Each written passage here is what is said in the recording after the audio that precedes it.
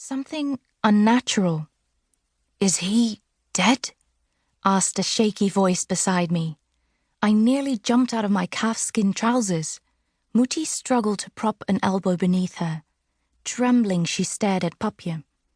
I didn't know which to react to first, her question about Papje or the fact that she was up, awake, talking. Myrthe! I threw myself into her arms, remembering at the last minute to be gentle. She didn't return the embrace, but instead slid out of my arms. Color was already returning to her face. Myrthe? She had eyes only for Papje and scrabbled for his hand, nearly toppling out of her cot from the effort. Cohen! Oh, Cohen! Don't leave me alone. Myrthe, Give me peace, child, she snapped. I startled away. I'm not your mother. I had yet to look at Papje.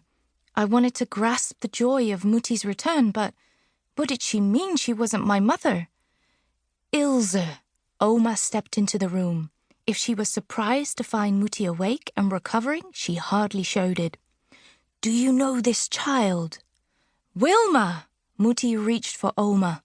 Your son! He's left us. Yes. Oma stared at the scene, held captive by the still cold body of her own child. Tears streamed down my face, but I sat. I waited for Myrthe to comfort me, for her to see me. Why was she so angry at my presence? Myrthe! Get this child away from me!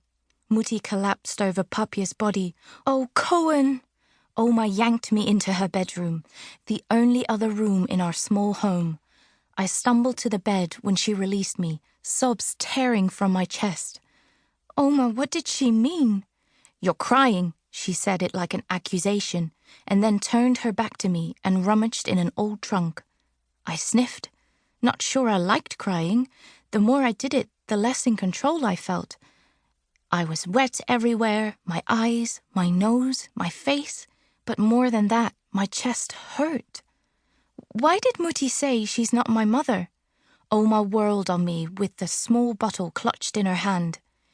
Because you removed her memory of you. She sounded triumphant. I was at the door listening, and you said you wished Ilse had never known you. Your tear struck her hand. She pressed the bottle against my cheek. I was so confused, so surprised. I didn't think to move. A moment later, Oma held the bottle aloft, and a small tear bounced around the bottom of the jar like a trapped guppy, flickering silver and white and magic. Finally, she corked the bottle and placed it in her trunk. You're the Wishtress, Myrthe. Each tear you cry has the power to grant a wish. Wishtress? I'd heard of her. The most powerful talented in all of Fairhoven. No, in all of Winterroon, maybe even the world. A Wishtress was born every 100 years or so, always female, a heroine of the kingdom. That's all I'd ever heard of the Wishtress, all anyone could tell me. I couldn't be the Wishtress.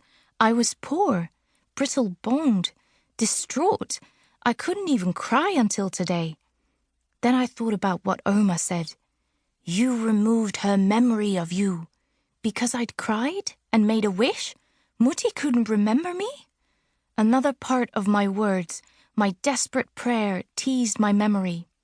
I wish this would end. I wished their sickness to end. And it did.